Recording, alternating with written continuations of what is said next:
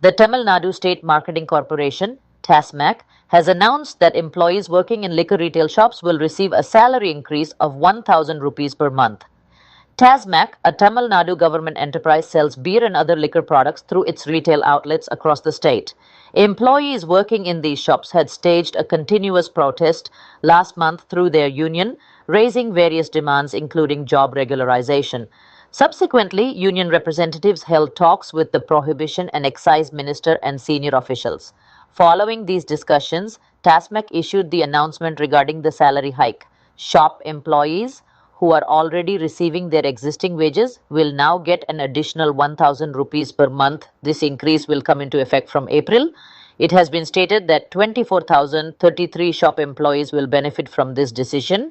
Steps are also being taken to provide medical insurance coverage to employees under the ESI medical scheme and Social Security insurance schemes.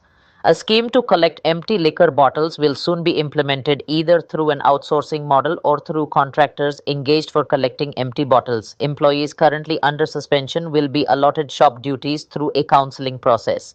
Those who were temporarily removed from service may be reinstated based on the nature of the charges against them.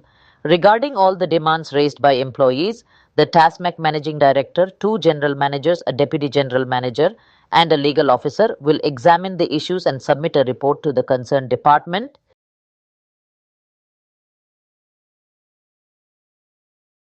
Seaman, Chief Coordinator of Nam Tamilar Kachchi, has stated that leaders like M.K. Stalin and Edappadi K. Palaniswamy cannot secure even a single vote without distributing money. He asserted that his party would win independently without forming alliances. He said that although the party has faced defeat in 4 elections, it is contesting independently for the 5th time.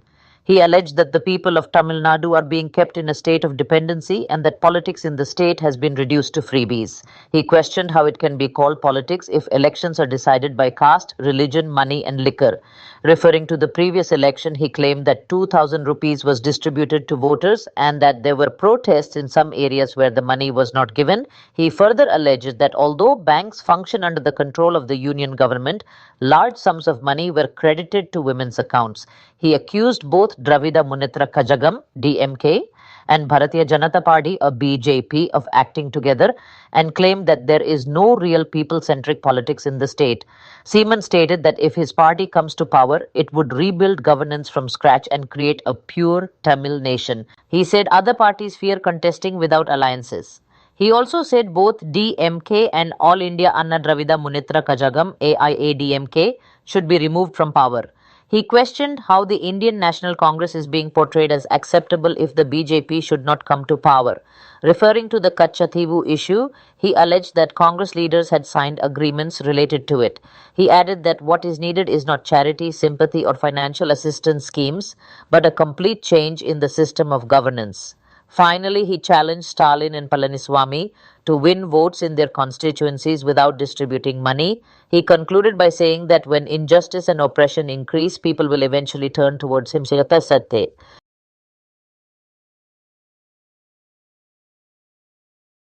Reports suggest that former Chief Minister O. Pannirselvam is set to formally merge his supporters into the Dravida Munnetra Kazhagam DMK in the presence of Chief Minister M.K. Stalin. It is said that through this move, he aims to consolidate support from the Mukulathur community in the southern districts and also counter the influence of R.Varadharajan, who is considered a prominent face of the community within the All India Anna Dravida Munnetra Kazhagam AIADMK. Sources indicate that O. Pannirselvam plans to demonstrate his political strength to Chief Minister Stalin and position himself as one of the key leaders within the DMK. For this purpose, he is reportedly planning to organize a grand induction event near Sivarakottai under the Thirumangalam Assembly constituency in Madurai district in the presence of a Stalin.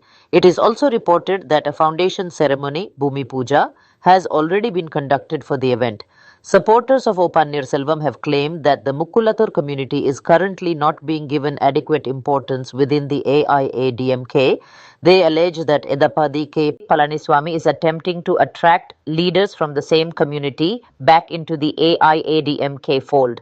To counter this strategy, it is said that Pannirselvam is organizing the induction event specifically in Thirumangalam constituency where R.B. Udayakumar serves as MLA in order to neutralize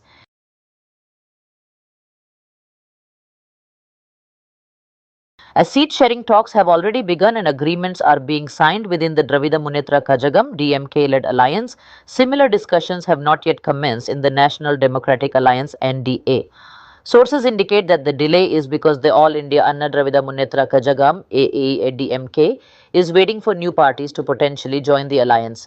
At present, a four-cornered contest appears to be emerging among the DMK alliance, the NDA, Nam Tamilar Kachi and the TVK front. In the DMK alliance, seat-sharing talks have been initiated with all alliance partners. However, there is still a deadlock in seat-sharing negotiations with the Indian National Congress. Within the NDA, parties such as the Bharatiya Janata Party, BJP, Patali Makkal Kachi, PMK, and Amma Makkal Munnetra Kazhagam, AMMK, have reportedly submitted lists of constituencies they wish to contest to the AIA-DMK. However, formal seat-sharing negotiations have not yet begun. AIADMK sources state that PMK founder S. Ramados and Puthiya Tamilagam leader Dr. K. Krishnasamy have not yet officially announced their alliance decisions, and efforts are ongoing to bring them into the fold. It is also said that party positions could change until the election date is announced and nominations are filed. Some parties in the DMK alliance may even exit, and the stance of TVK could also shift. Therefore, AIA-DMK is reportedly planning to wait until the election date is officially announced. After that, seat-sharing negotiations are expected to be concluded within a day or two.